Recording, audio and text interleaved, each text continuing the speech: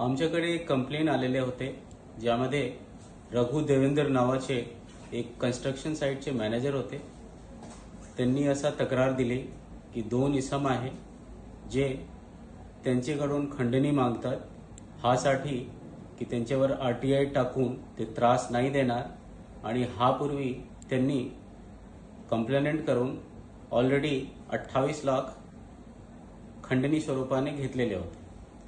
त्यानंतर crime ब्रांचची anti extortion सेलची टीमने त्यांच्यावर सापळा लावले आणि कूलर इराणी हॉटेल आहे माटुंगाला, तिथे 2 लाख रुपये घेताना त्यांना पकडले. त्यानंतर एक्स्टॉर्शनची FIR आमच्याकडे दाखल आहे आणि त्यामध्ये पुढील तपास एंटी एक्स्टॉर्शन सेल करीत आहे. त्यामध्ये 2 आरोपी आहे आणि दोघांना 24 जूनपर्यंत कस्टडी मिळाली आहे.